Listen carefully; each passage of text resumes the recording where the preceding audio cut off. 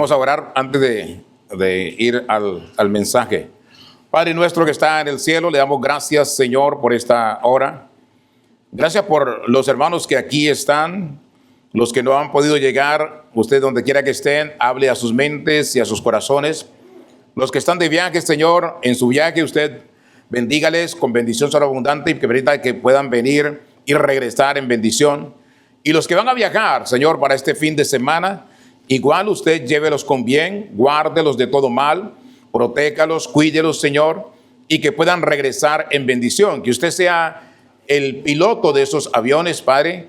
Que el Espíritu Santo guíe, conduzca, Señor, a esos pilotos, Padre, para que todos salgan perfectamente bien, y que los aeronaves, Señor, no tengan ningún conflicto, Señor, ningún problema mecánico, Señor, sino que puedan viajar en bendición, Padre, sea en carro, sea en avión, como sea, usted sea bendiciéndoles en un viaje feliz, en un regreso feliz, en una estadía feliz y en disfrutar el tiempo en el cual se han propuesto, Señor, estar afuera, Señor, con sus familias, y que sean instrumentos útiles, Padre amado, para la gloria suya, que puedan hablar de Jesús, el autor y consumador de la vida, que puedan hablar y dar el testimonio maravilloso de la grandeza de Cristo Jesús, la omnipotencia, la omnisciencia, la omnipresencia del Dios Todopoderoso. Gracias, Señor, por esta mañana y gracias por este tiempo. Avívenos y vivifíquenos con el poder de su Espíritu Santo. De paz, de consuelo, Señor, de tranquilidad a Gina, Señor, a su mamá María, a Ramiro, Señor, y déle sabiduría para tomar las decisiones que tengan que tomar, Padre. Y glorifíquese en el resto de la familia, Padre, que usted sea glorificándose, manifestándose con poder en ellos, Padre. Se lo pedimos en el nombre de Cristo Jesús, porque usted reina, porque usted tiene el poder. Usted da consuelo, Señor, al que está caído. En los momentos tristes, Señor, en los momentos de agonía, en los momentos de dolor, usted tiene una palabra siempre de aliento y tiene una mano poderosa que nos acaricia, Padre, y tenemos esa paz que sobrepasa todo entendimiento, que no sabemos cómo, que no entendemos, pero que usted sí la manda, Señor, a cada uno, Señor. Gracias por esta mañana, gracias por mis hermanos, avívenos, vivifíquenos con el poder de su Espíritu Santo. Bendiga su palabra y háblenos a nuestros oídos, a nuestros corazones, y que no seamos solamente oidores, sino hacedores de su maravillosa y poderosa palabra. Amén y amén. Muy bien, vamos al mensaje de la palabra de Dios. Okay, hoy sí tengo un tiempazo ya para compartirles, pero espero no ser... porque esta semana es que tenemos ya el 4 de julio, ¿no? Sí, ya esta semana. Dice, sí, los que ya están programados dicen sí, esta semana. Los que ya están programados dicen sí, es esta semana. Muy bien. Vamos a estar en el Salmo 32. Pero para estar en el Salmo 32, escucho una música por ahí.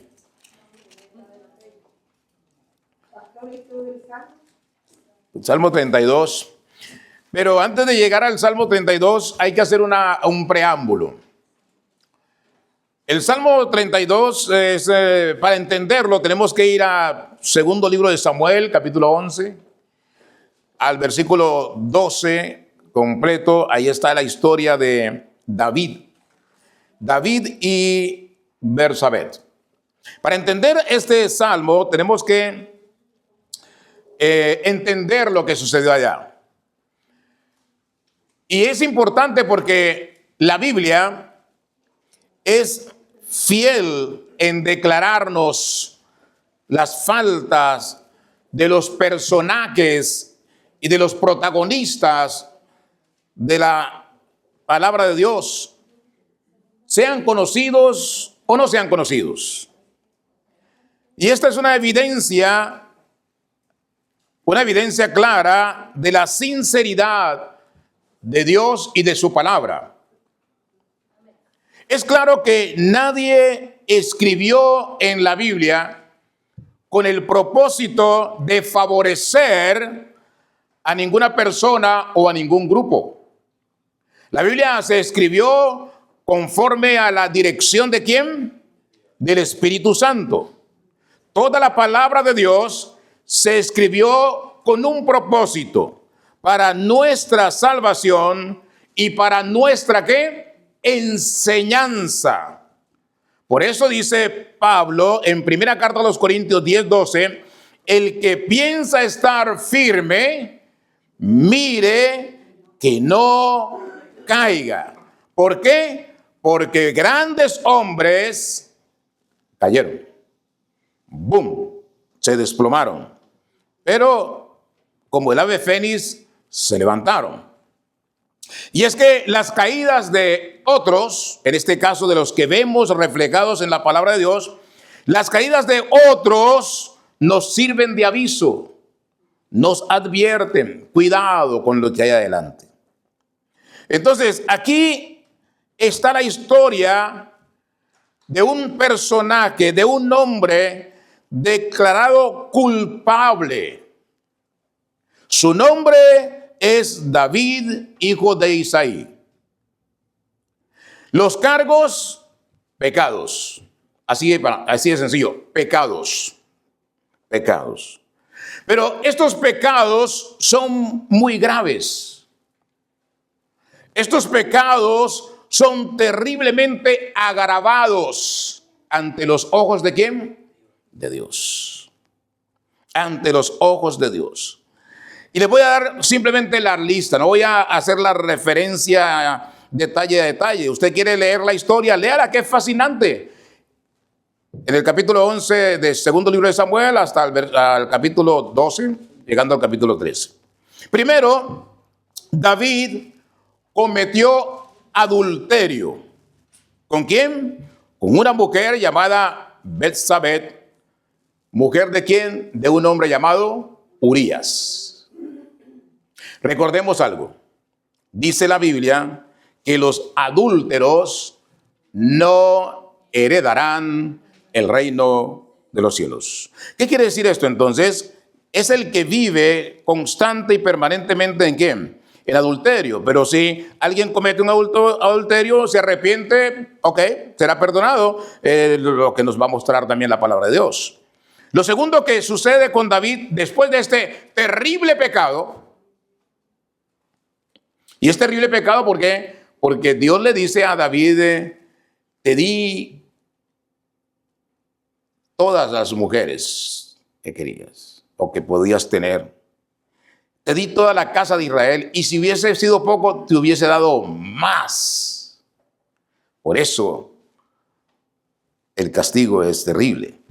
Segundo, David hizo cuanto pudo para que apareciese que Urías era el padre de el hijo que en adulterio ella quedó embarazada. O sea, ella queda embarazada en ese adulterio de David con ella y le manda a decir, estoy embarazada, y David hace lo posible, ¿por qué? Porque Urías aparezca como el papá. O sea, que le quería meter a Urías, ¿qué? Gato por liebre. ¿Ya? Entonces, ese es un pecado ¿qué? Agravado, porque hizo varios intentos. Lo trajo del ejército, de la combate, para que él se fuera a dormir allí con su esposa esa noche. Urías, que era un hombre íntegro, no fue a su casa, se quedó allí en el palacio. Le dijeron a David, Urías no fue, se quedó acá. Entonces al otro día David lo atendió, le dio banquete, comieron y lo emborrachó como para que diga, borrachito, te vas a buscar a tu mujer. No se fue, ahí se quedó. Otra vez le dijeron a David, no se fue. Amaneció Urías con el guayabo. ¿Y qué hizo David? Escribió una carta y se la mandó al general, a Joab, diciéndole, a este ponlo al frente y ustedes se retiran un poquito, como quien dice, muera. Pecado agravado. Todo absolutamente premeditado. Tercero, cuando este proyecto de David, que él planeó la muerte, que él planeó para que el embarazo de su esposa, de la esposa de Urías, fuera a favor de él, digamos así, como que era como que si fuera Urías el papá, evidentemente es donde él planea la muerte de Urías. Y cuarto, el otro gran pecado, bueno, al fin y al cabo ya ella estaba sola, ya había muerto, fue que David se casó con la viuda del hombre que él mató. Él lo mató. Porque Dios se lo dijo, lo mataste con la espada de el enemigo. O sea, ¿por qué? Porque él planeó su muerte. Entonces, ¿qué sucede aquí? Al leer esta historia, al leer esta impresionante y maravillosa historia, nos cuesta o le cuesta creer al buen lector que este hombre llamado David, el rey de Israel, sea un hombre conforme al corazón de Dios. Pero es un hombre conforme al corazón de Dios. Y usted dirá, bueno, pero ¿por qué? Porque aún habiendo pecado, aún habiendo sido confrontado en su pecado, él aún ahí demuestra que realmente era un hombre conforme al corazón de Dios. Esta historia pecaminosa de David lo llevó a un profundo y sincero arrepentimiento que está registrada en el Salmo 51. Podríamos decir que en la historia de la Biblia y quizás en la historia de la humanidad no ha habido un hombre que se haya arrepentido tanto de su pecado como David. Quedó registrado en el Salmo 51.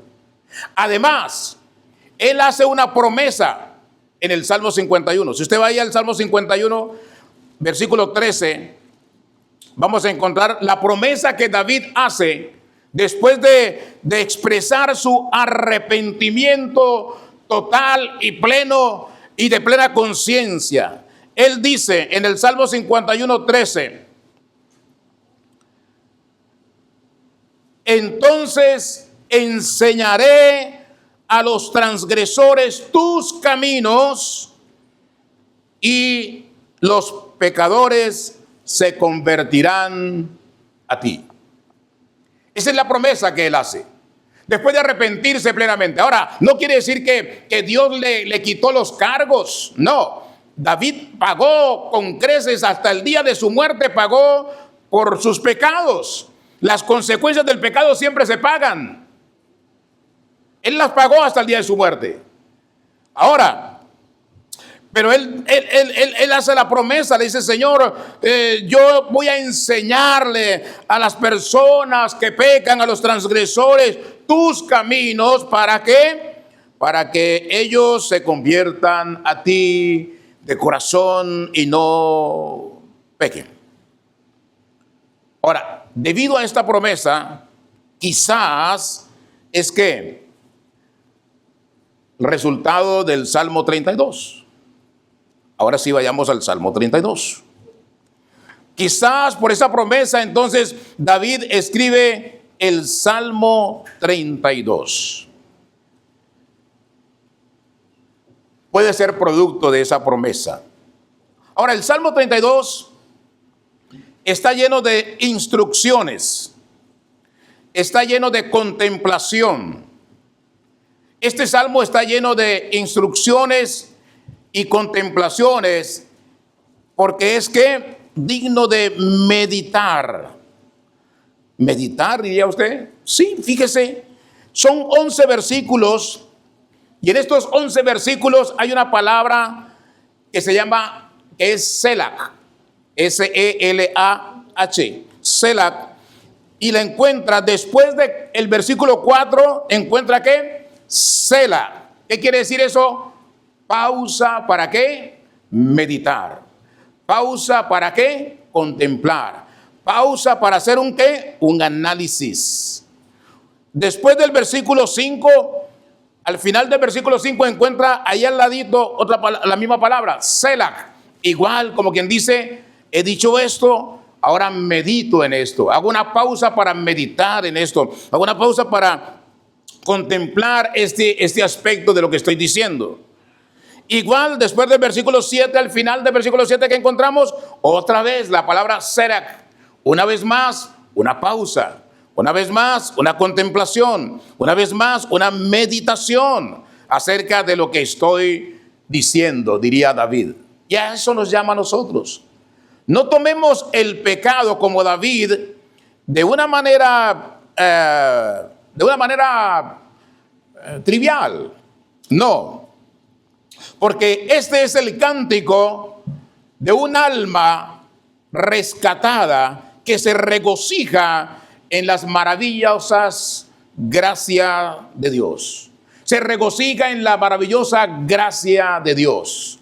Porque en este salmo el pecado es tratado, pero también el dolor del pecador es consolado. Y otra cosa que encontramos es que la ignorancia es instruida.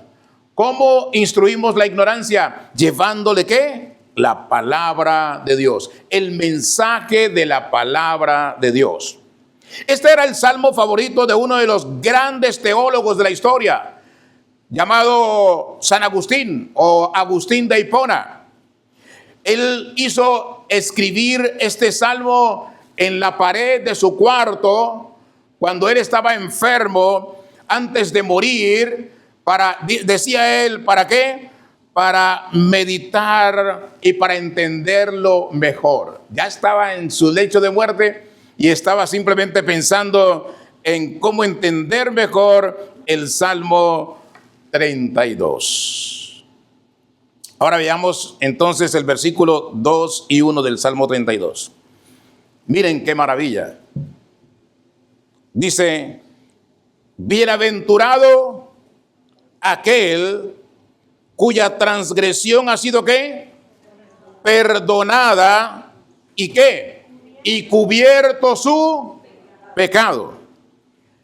Versículo 2. Bienaventurado el hombre o la persona a quien Jehová ¿qué? No culpa de iniquidad y en cuyo espíritu no hay ¿qué? Engaño. Qué maravilloso. ¿Cómo podríamos llamar a estos dos versículos? Podríamos decir la gracia del perdón, el favor del perdón, la gracia del perdón. Gracia es ¿qué? Gracia es un regalo que no merecemos. Gracia es un regalo dado por Dios ¿a quién? A sus hijos. Fíjese, a los pecadores. Porque cuando usted y yo aceptamos a Cristo, ese fue un regalo ¿de qué? De Dios, que no merecíamos, pero Él nos dio la bendición de poder confesar con nuestros labios que Jesucristo es el Señor y creer en nuestro corazón que Dios lo levantó de los muertos. Pero, sin embargo, Dios perdona nuestros pecados. ¿Por qué? Por gracia. ¿Por algo que usted haya hecho bueno? No. Lo único bueno que podemos hacer es que arrepentirnos de nuestros pecados. Pero eso no nos garantiza que ya no volvemos a pecar, ¿o sí? En cualquier momento resbalamos, caemos, pero Dios tiene la mano extendida ¿para qué? Para levantarnos. Cuando experimentamos el perdón de Dios, eso nos lleva a sentir regocijo en nuestro corazón. Cuando experimentamos el perdón de Dios, eso nos lleva a sentir alegría en nuestro corazón. Yo no sé si usted en algún momento ha pecado, ha cometido un pecado tan flagrante, tan claro, tan evidente, que usted se siente mal y va y se arrodilla ante la presencia del Señor, orándole al Señor, clamándole al Señor, y se ha levantado después de esas 3 horas de estar orando usted allí, y se ha levantado con el gozo de saber que Dios lo ha perdonado. No sé si a usted le ha pasado. Bueno, lo de las 3 horas es una exageración, ¿no? No creo que usted se haya postrado 3 horas a orarle al Señor, pero podía ser, ¿no? Podía ser, ¿ya? Podía ser, ¿ya? Podía ser. Por lo menos téngalo en cuenta, ¿no? Para la próxima. Por lo menos téngalo en cuenta. Pero eso es importante, ¿ya? Que usted, cuando se siente ese gozo de saber, Señor, el Señor me perdonó. El Señor ya borró mi pecado. Ahora, felicidad. ¿Qué es la felicidad? ¿Qué entendemos por la felicidad en este caso? La felicidad no consiste en los bienes materiales que tenemos, ¿o sí? No. En este caso, la felicidad consiste en ¿qué? En saber que Dios te perdonó y en saber que tienes una cantidad de bendiciones maravillosas espirituales en los lugares celestiales. Es lo que dice ¿quién? Efesios 1:3. Tus bendiciones están maravillosamente en abundancia en los lugares celestiales. Por eso es que usted, cuando vea que alguien prospera, usted no se preocupe. Gloria a Dios, bendiga, gloria a Dios que está prosperado, gloria a Dios que provee, el Señor le provee en todo. ¿Por qué? Porque sus bendiciones, si no le llegan, si usted no las siente aquí, no las percibe aquí, allá lo están esperando en los lugares celestiales. ¿A alguien le pasó así en la Biblia? ¿Se acuerdan? ¿A alguien le pasó así? Sus bendiciones lo esperaron allá. ¿A quién?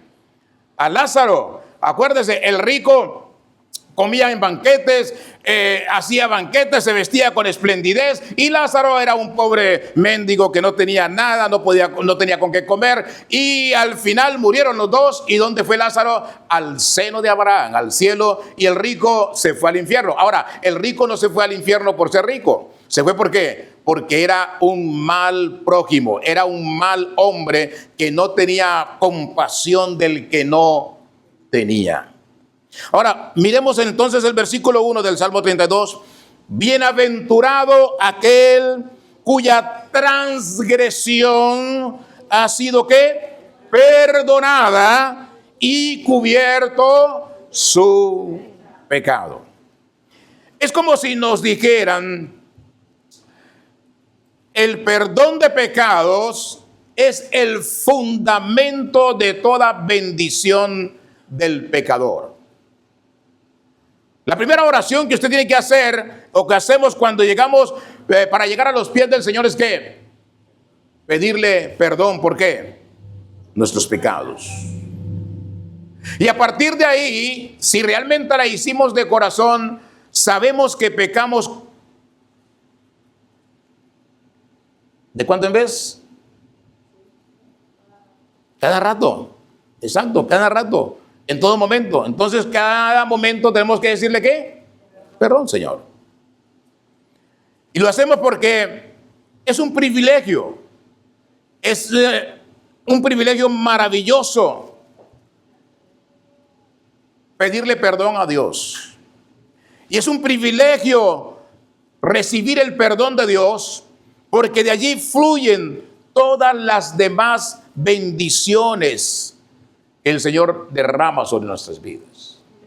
De allí fluyen, después de que nos rendimos en clamarle ese perdón y en saber que Él derrama ese perdón en su vida, que usted ha recibido ese perdón. No somos dignos de ser perdonados. Simplemente Él, por su misericordia, la de Él, nos perdona. Es lo que dice el Salmo 51. Por ejemplo, en el versículo 1 dice: ten piedad de mí, oh Dios, conforme a tu misericordia, conforme a la multitud de tus piedades, borra mis rebeliones. O sea, David no le está diciendo, perdóname, ten misericordia de mí porque yo he hecho esto y esto y esto y esto y esto y soy digno de ser perdonado. No, él está diciendo, perdóname por tu misericordia. En el Salmo 51:1 dice: conforme a la multitud de tus piedades, borra mis rebeliones, conforme a la multitud de tus piedades. Eres un Dios piadoso que derrama bendiciones sobre la vida del pueblo que se rinde a Él. Ahora bien, pero para ser perdonados necesitamos deben cumplirse 3 pasos. 1, confesar nuestro pecado. Señor, perdona mis pecados. Hemos confesado. Ahora, ¿por qué pedimos perdón? Porque siempre hay un pecado que quizás en muchos casos ni lo sabemos, ni sabemos que hemos pecado, pero hay un pecado allí. Lo segundo es arrepentirse de ese pecado. Me arrepiento, Señor, y la promesa no lo vuelvo a hacer. Y lo tercero es que a partir de ese pedir perdón, a partir de reconocer mi pecado, de arrepentirme de ese pecado, ahí viene la mano misericordiosa de Dios para perdonar nuestro pecado. Ahora, ¿David sabía lo que era ser un pecador culpable? Sí, David sabía lo que era ser un pecador culpable. David sabía la gravedad del pecado cuando lo confrontó el profeta Natán y le dijo, ¿ese hombre eres tú? Claro, le cayó el 20 a David y él entendió que había cometido un pecado grave.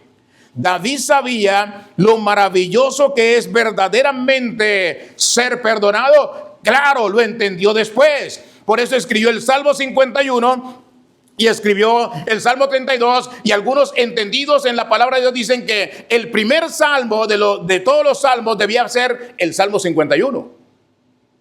Porque es a partir de ahí que David se convierte en el gran profeta de Dios, se convierte en el gran hombre de Dios, se convierte en un hombre celoso de la palabra de Dios. Es a partir de ahí que David se convierte realmente en un hombre conforme al corazón de Dios. Por eso mucha gente, yo difiero de aquellos que predican, no, pero es que David es un pecador. No. Él sí cometió un pecado, pero él se arrepintió de sus pecados. Es como si usted era, o cualquier persona era un pecador constante, narcotraficante, qué sé yo, hacía lo malo constantemente. Y entonces le van a decir, usted o esa persona es esto. No, era. David era, porque a partir de ahí se convirtió en un verdadero, ¿qué? Hombre de Dios. Ahora, hay dos versículos de Pablo en Romanos 4, donde Pablo hace referencia a David. Romanos capítulo 4, versículos 6 al 8. Dice Pablo a los romanos, como también David habla de la bienaventuranza de ¿qué? Del hombre, a quien Dios ¿qué? Atribuye justicia sin obras, diciendo, bienaventurados aquellos cuyas iniquidades son perdonadas y cuyos pecados son cubiertos. Bienaventurado el varón a quien el Señor no inculpa de pecado. Ahora bien, si David era juzgado solo por las obras, entonces el Dios justo, ¿qué debía hacer? ¿Declararlo qué? Culpable. No debía perdonarlo, sino que condenarlo. Pero, sin embargo, él sabía por experiencia que es muy bendecido, o sea, bienaventurado, muy bendecido aquel cuya transgresión, o sea, cuyo ¿qué? Pecado ha sido ¿qué? Perdonado. Y es lo único que podemos, y es lo que podemos, y lo maravilloso que podemos esperar cuando vamos a la presencia de Dios y nos arrepentimos de todo corazón. Y es importante arrepentirse. Porque vivir en el pecado y escondiendo tu pecado no te garantiza ninguna bendición eterna. David no confesó su pecado sino hasta después de ¿cuánto tiempo? Más de un año, yo creo yo. Porque cuando el profeta Natán lo encara, el niño que esperaba Betsabé ya había nacido. O sea que David encubrió ese pecado por más de un año. Y ahora vamos a mirar por qué y cómo lo entendemos. Ahora bien, ¿por qué es importante que usted y yo todos mintamos de nuestros pecados. Miren lo que dice Apocalipsis capítulo 3. Apocalipsis capítulo 3, versículo 14.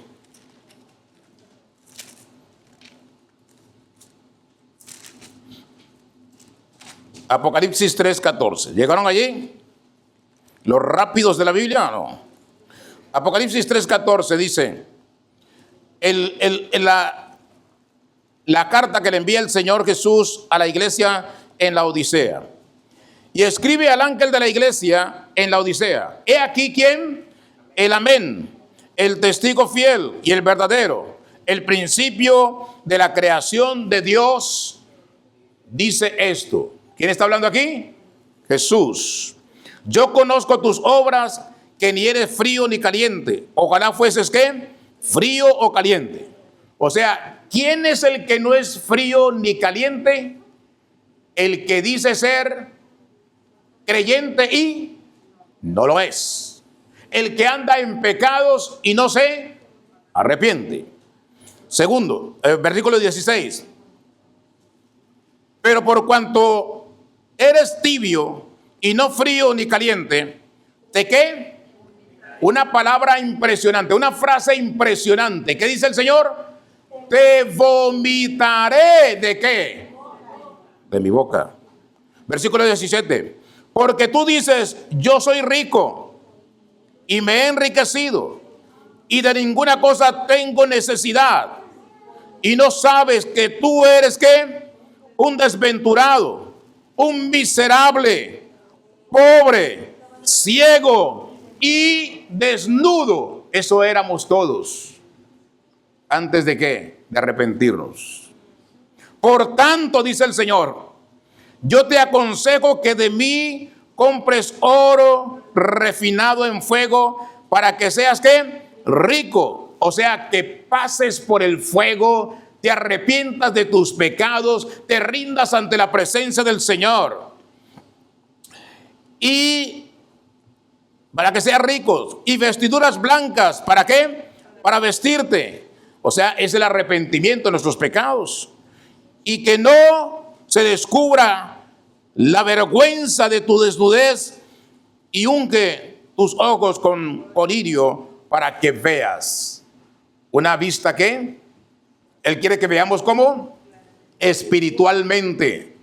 Unge tus ojos con colirio, que es una figura simplemente diciendo, o sea, necesitas sabiduría de Dios, necesitas el consejo de Dios, entender la palabra de Dios, comprender la palabra de Dios. ¿Para qué? Para que puedas ver con ojos espirituales y para que estés vestido con vestiduras blancas, viviendo ¿en qué? En santidad, es lo que está diciendo el Señor. Necesitas vivir en santidad. Dice el Señor, versículo 19, yo reprendo y castigo a todos los que amo. Sé pues que celoso y arrepiéntete. El Señor nos está llamando ¿a qué? Al arrepentimiento. Pero mire esta maravilla del versículo 20.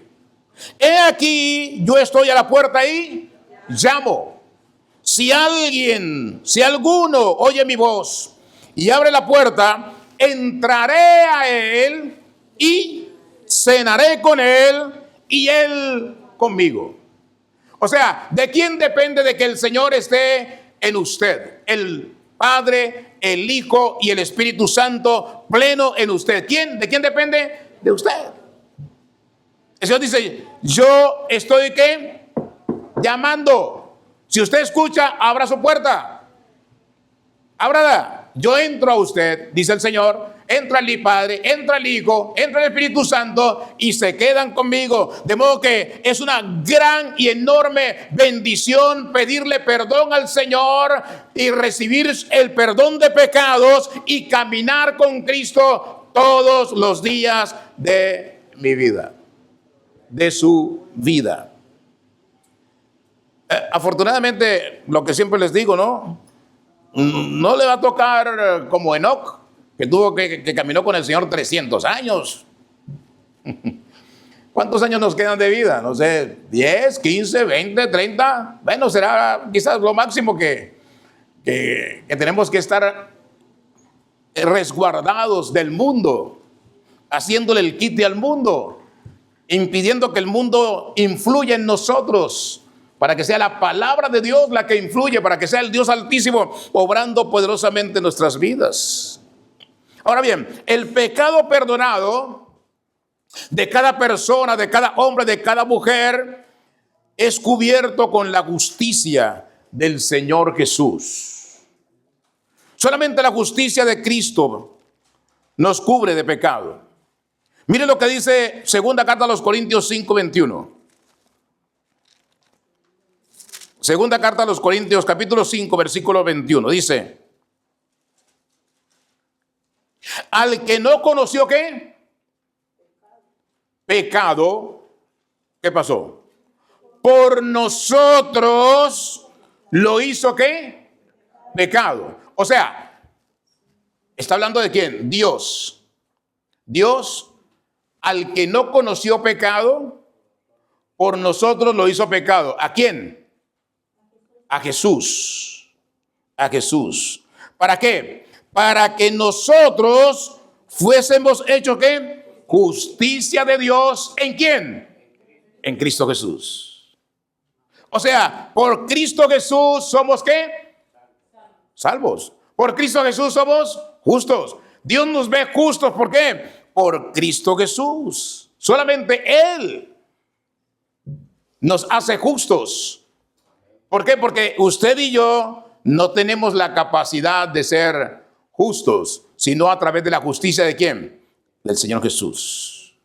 Por eso busquemos a Jesús, vivamos para Jesús. Por eso confesemos a Jesús, no nos cansemos de hablar de Jesús, porque esto implica que no se le tiene en cuenta a cada uno de nosotros o a cada persona el pecado cometido cuando se refugia en la presencia de ¿quién? Del Señor Jesús. Por eso dice Jesús: el que a mí viene, yo no le echo fuera, dice Jesús. Ahora bien, Dios en Isaías 53, versículo 6, dice algo maravilloso. Isaías 53, versículo 6.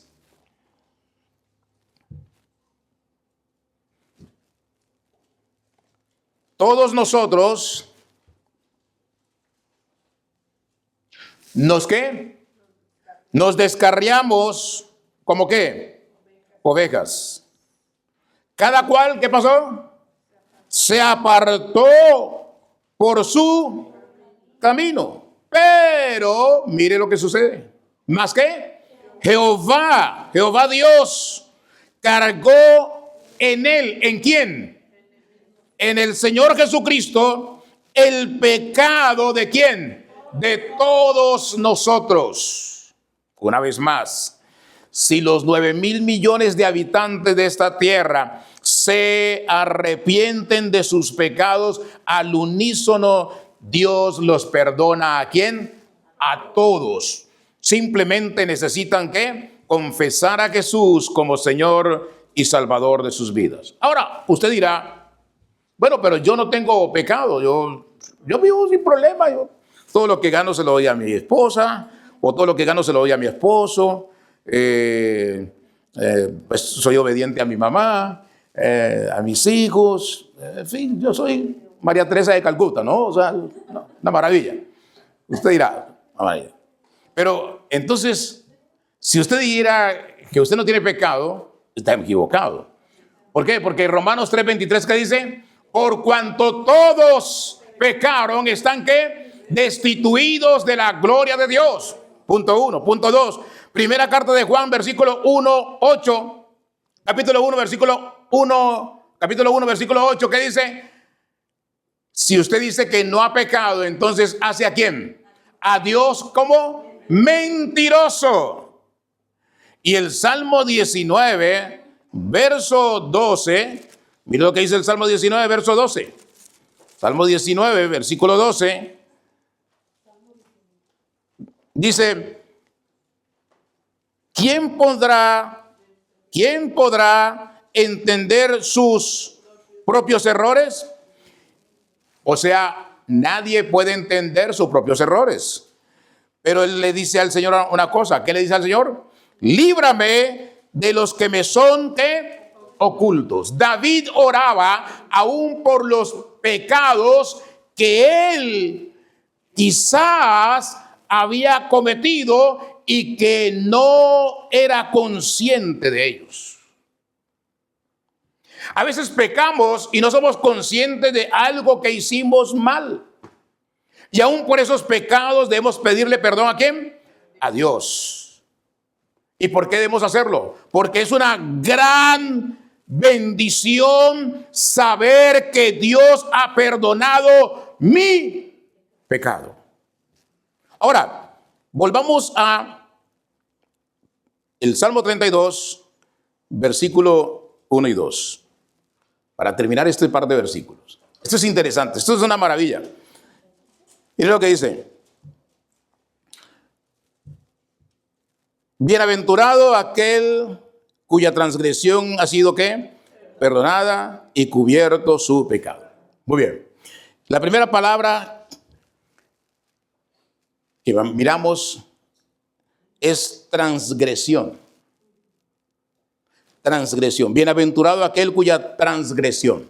¿Qué hay detrás de esa palabra, de la transgresión? ¿Qué hay allí? ¿Qué significa transgredir? Cruzar ¿la qué? La línea roja. Cruzaste la línea roja. O sea, Dios te permite llegar hasta aquí. Transgrediste, cruzaste la línea y ahora estás en problemas ¿con quién? Con Dios. Pero además de cruzar la línea roja, esta palabra también significa desafiar ¿qué? La autoridad ¿de quién? De Dios. Fue lo que hizo Eva. Eva transgredió la autoridad de Dios. O sea, desafió la autoridad de Dios. Eva cruzó la línea. Por eso es que Pablo le dice a Timoteo: no permito que las mujeres prediquen, enseñen a los hombres. ¿Por qué? Porque en el jardín del Edén ella fue la que transgredió, ella fue la que cruzó la línea, ella fue la que desafió la autoridad de Dios. Entonces, mucha gente dice, no, es que las mujeres era la época de la cultura y que la cultura... No. Pablo hace referencia a ese momento cuando Eva peca, cuando Eva desafía la autoridad de Dios, cuando Eva cruza la línea establecida por Dios. A eso es que hace Pablo referencia cuando le dice, no permito que la mujer enseñe a los hombres. Y después encuentra la palabra en este versículo, pecado. O sea, ¿qué es pecado? Cuando pecamos, cuando erramos al blanco. Pecar es errar al blanco. Esa es la trayectoria, ese es el punto. Dispara ahí al blanco, pero erramos, pecamos. Nos quedamos cortos en lo establecido por ¿quién? Por Dios. Ahí estamos pecando. Entonces, bendecido, doblemente bendecido, dice el Señor, aquel cuya transgresión o aquel que ha cruzado la línea o aquel que ha desafiado la autoridad, pero ha sido ¿qué? Perdonado por Dios. Esa es una bendición. Porque si hemos desafiado la autoridad de Dios y sin embargo venimos, nos postramos, le decimos perdóname Señor y Él nos perdona. ¡Wow! Estamos hablando del Dios omnipotente, del Dios omnisciente, del Dios omnipresente, del Dios que tiene aceidad propia, del Dios que puede quitarte la vida y mandarla al infierno o mandarla al cielo. Y Él perdona cuando tú has transgredido y cuando tú has desafiado su autoridad. El segundo versículo dice, bienaventurado el hombre o la persona, en este caso es genérico, a quien Jehová no culpa de iniquidad. ¿Qué es iniquidad? Perversidad. Casi nada. Somos perversos. Sin Cristo en nuestro corazón somos ¿qué? Perversos. Iniquidad es distorsión. Hemos distorsionado el carácter de Dios. Cuando usted dice soy cristiano, pero anda haciendo cosas que no tienen nada que ver con la palabra de Dios, cuando está poniendo en evidencia el carácter de Dios, usted está distorsionando la realidad de Dios y está siendo una persona que perversa. ¿Y a dónde van los perversos? Por eso debemos arrepentirnos de nuestros pecados. El versículo 3 y 4 dice, mire esta impresionante palabra de David, reconociendo obviamente su pecado. Dice, mientras callé, o sea, mientras estuve ¿qué? En silencio, como tienen que estar todos en la iglesia cuando están escuchando la palabra de Dios, en silencio. Hasta Génesis. Mientras callé, se envejecieron ¿qué? Mis huesos en mi gemir todo el día. O sea, la aflicción,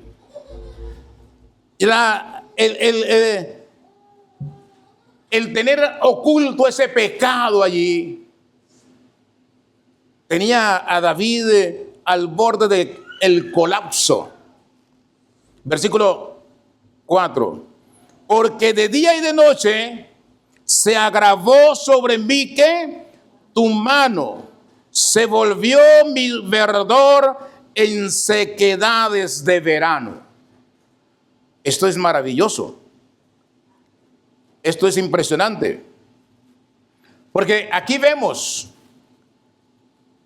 fue mucho tiempo que David pasó de esa manera. Más de un año. David recuerda entonces su condición espiritual. ¿Cómo se sentía espiritualmente? ¿Cómo estaba mentalmente? Cuando tenía ese pecado oculto ahí. Seguramente salía en el palacio a andar y la gente lo veía y que quizás en voz baja comentaban, y míralo, tranquilo, con el gran pecadón que tiene. Eso dice la gente, ¿cierto? Dice, míralo tranquilo, con el gran pecadón que acaba de cometer, mandó a matar al pobre señor y aquí tiene a la mujer. ¿Dirían ustedes eso o no? Todos. Ese es el comentario. ¿O no? Usted diría, no, yo no me meto en eso. No me venga con cuentos. Ese es el comentario de la gente. Entonces, por eso el profeta le dice, por cuanto has hecho hablar mal a los enemigos del Señor, la espada nunca se apartará de tu casa. Lea la historia y verá. Porque a Dios no le damos, como dicen los mexicanos, no, atol con el dedo, ¿no? Dios la tiene clara. Pero David recordó, después de su pecado y después de su arrepentimiento, después de saber que Dios lo arrepintió, él habla de ese momento terrible. Ahora, ¿cuál es el problema? ¿Qué fue lo que más le dolió a David de todo su pecado? ¿Sabe qué fue? Por eso es un hombre conforme al corazón de Dios. Él sintió la lejanía de Dios. Él sintió que estaba Dios apartado de él. Mire lo que dice el versículo 4. Porque de día y de noche se agravó sobre mí tu mano. Se volvió mi verdor en sequedades de verano. O sea, David sintió que la presencia de Dios estaba ¿qué? Lejos de él. Y eso es terrible.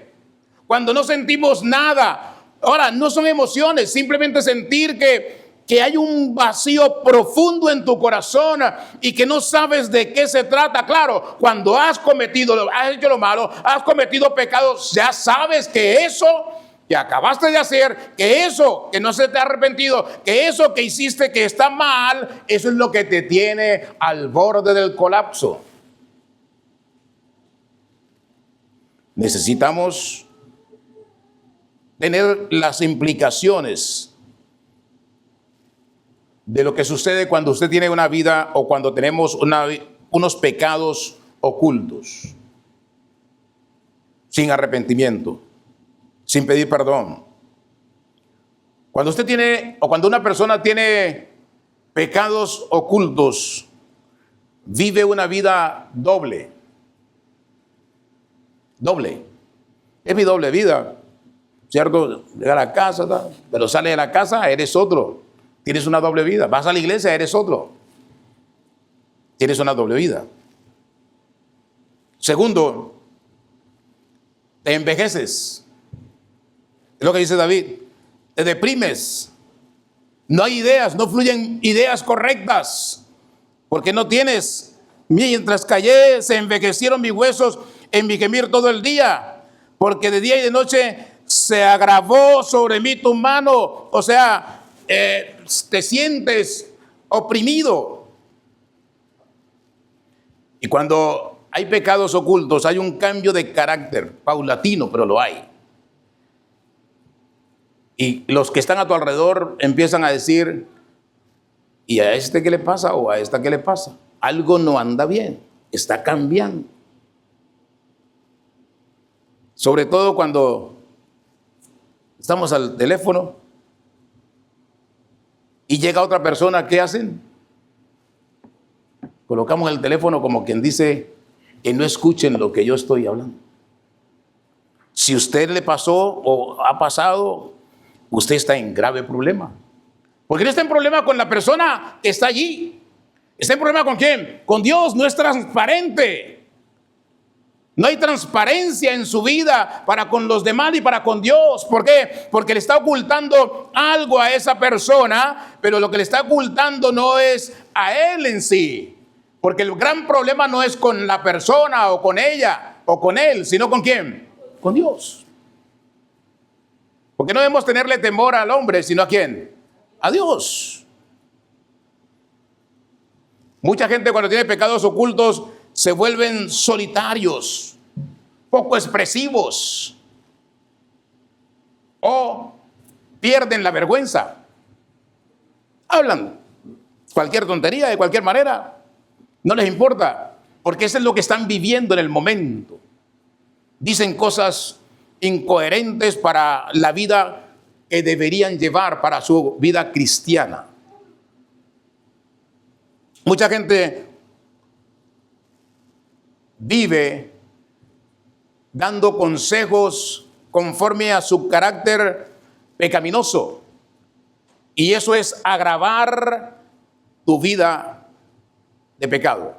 Cometo pecado, ahora le añado más pecado a mis pecados. ¿Por qué? Porque le estoy dando un consejo a alguien que no es conforme a lo que Dios manda en su poderosa y maravillosa palabra.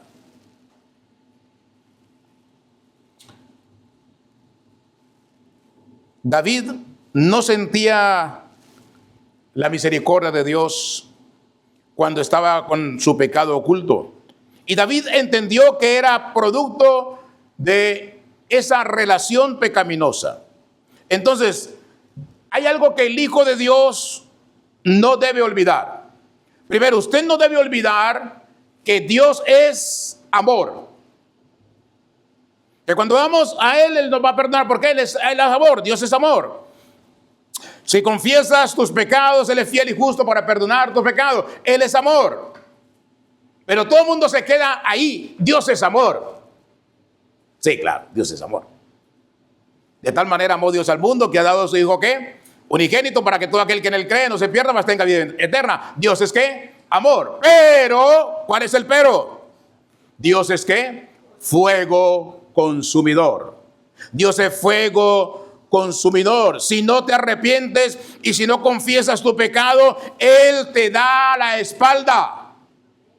Y el problema cuando Dios te da la espalda, no es que Él te mande maldiciones y es que Él te mande a destruir. No, es que cuando Él te da la espalda, aprovecha ¿quién? El maligno que anda alrededor buscando a quien devorar para ahora sí deshacerte de ti, para ahora sí postrarte a ti, para ahora sí ponerte la piedra y que resbales, que caigas, que te tropieces y que caigas y no te levantes más. Esa es la actitud de Satanás. Él vino para robar, matar y destruir, pero el Señor vino para darnos ¿qué? Vida y vida en abundancia. Ahí está el apunto. Y como el tiempo se nos va y no alcanzaré a meditar todo el Salmo, vayamos al versículo 5 del 32. Dice David: mi pecado te declaré y no encubrí mi iniquidad. Está iniquidad igual es pecado. Dije: confesaré mis transgresiones. O sea, el hecho de que haya desafiado al Señor, el hecho de que haya cruzado la línea, confesaré esas transgresiones ¿a quién? A Jehová. Y tú, dice David, perdonaste la maldad de mi pecado. Wow, David ahí se sintió que perdonado, ahí que descansó, ahí esa roca, esa piedra que tenía encima de él se deshizo. Hay una película maravillosa que pueden ver de Juan Bunyan, El progreso del peregrino. Ahí está claramente establecido la carga del pecado y cómo el Señor elimina o perdona el pecado de las personas, de un pecador. Eso es importante. Debes ponerte a cuentas con Dios. Si no estás a cuentas con Dios, estás en problemas. No te apartes del Señor, ni a izquierda ni a derecha. Recuerda que el Espíritu Santo es el que nos convence de pecado.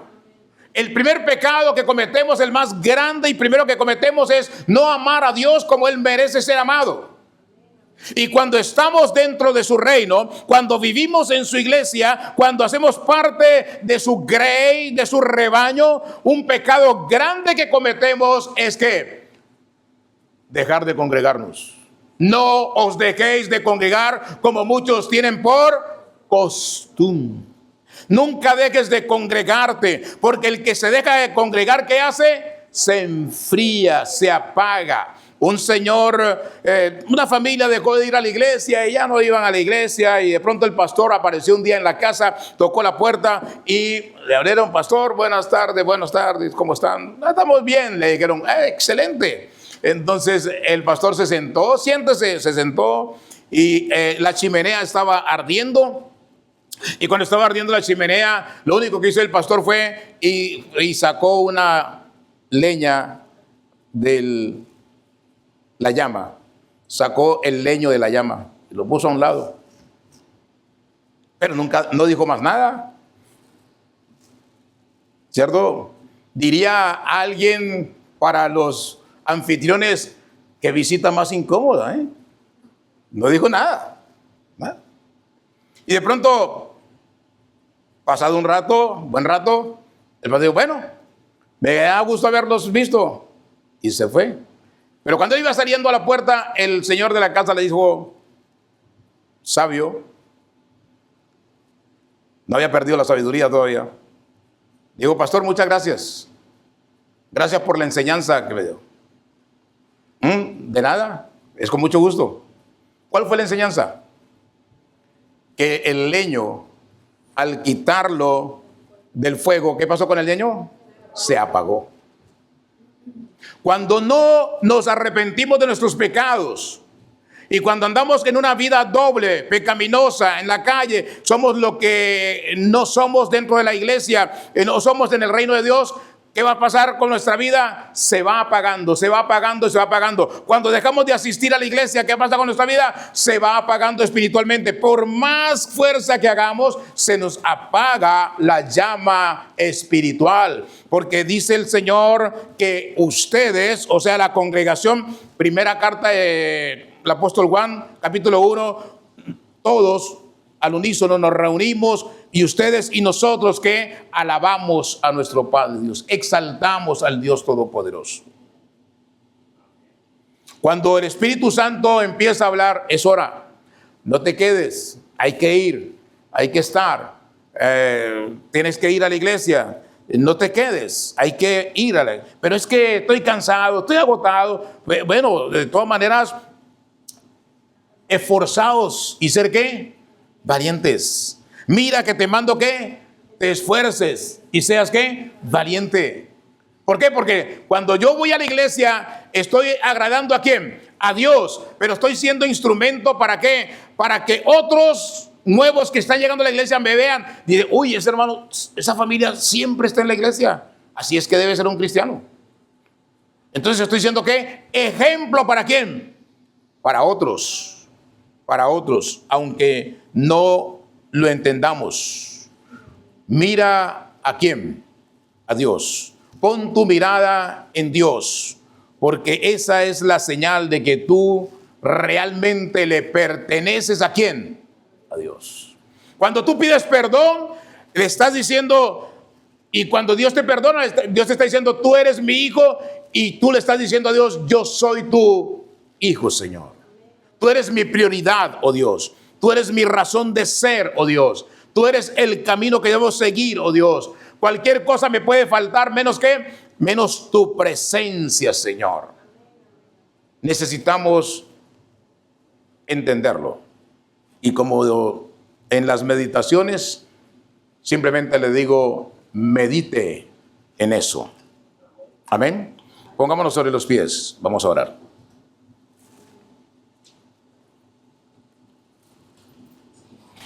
Padre nuestro que está en el cielo, santificado sea su nombre, Señor. Venga a nosotros su reino y establezca su trono en mi corazón, en mi mente, en mi vida, dígale. Perdone mis pecados, perdone mis faltas, perdone lo que no le glorifica de mi vida, lo que no le agrada de mi vida, Señor. Perdone todo lo que afecta mi relación con usted, Señor. Dígale, Señor Jesús, de nuevo vengo ante su presencia y reconociendo que usted lo hizo todo por mí y yo no tengo cómo pagarle, cómo rendirme ante su presencia, sino humillándome, reconociendo que usted es el Dios eterno, reconociendo que es el Dios que merece toda mi lealtad, que merece que yo haga conforme a su voluntad, conforme a su palabra, conforme a su propósito. Perdone mis pecados, Señor. Láveme con la sangre preciosa suya derramada en la cruz del Calvario. Y crea en mí un corazón nuevo, y crea en mí una mente nueva, y crea en mí una vida conforme a su propósito, crea en mí una vida conforme a su santa y perfecta voluntad, Señor. Ayúdeme a serle fiel a usted. Ayúdeme a vivir una vida santa, íntegra. Por eso clamo, Señor, que santifique mi mente, santifique mis ojos, santifique mis oídos, santifique mis labios, santifique mi corazón, santifique todo mi ser y ayúdeme a vivir en santidad y en integridad, Padre. Porque evidentemente, como dice su palabra, sin santidad nadie verá su rostro. Gracias, Señor Jesús, por esta oportunidad que nos da de compartir su palabra, de vivir en su palabra, de andar en su palabra, de reconocer que su palabra es verdad, que su palabra es real, que usted es un Dios real, es el Dios único y verdadero, el creador de todo lo que existe, del cielo y de la tierra y todo lo que vemos, porque el universo cuenta la gloria de su nombre, Señor. Gracias, Padre, por esta tarde. Gracias por este tiempo, Señor. Bendiga a mis hermanos. Bendiga a cada joven, cada adulto, Señor. Cada persona en este lugar sea doblemente bendecida, Señor. Y usted hable a su mente, hable a sus corazones, hable a sus vidas, Señor. Y que nadie dé un paso atrás, sino que por el contrario, todos sigan adelante, todos sigan confiando en Dios, todos sigan poniendo su mirada en Jesús, el autor y consumador de la vida. Gracias, Señor Jesús, porque su palabra es real y verdadera. Y por eso puedo entender que retroceder nunca, rendirnos jamás, sino por el contrario, cada día, Señor, fortalecernos en su palabra, fortalecernos en su presencia, vivir con la mirada puesta en el Dios de la eternidad, en el reino de los cielos, en la gloria que está por venir. Bendito sea su nombre, Señor. Exaltado sea su nombre, Señor, desde la eternidad y hasta la eternidad. Glorificado sea su nombre, Señor, porque usted vive y reina con poder. Oh, gracias, Señor Jesús, por esta tarde. Gracias, Señor Jesús, por este tiempo. Hay poder en su nombre, hay vida en su nombre, hay gozo en su nombre, hay plenitud de gozo en su santo nombre, Señor. Lávenos, Señor, límpienos, Señor, renuévenos, Padre Santo. Haga de nosotros, de cada uno, Señor, el hombre y la mujer que usted quiere que seamos, Señor.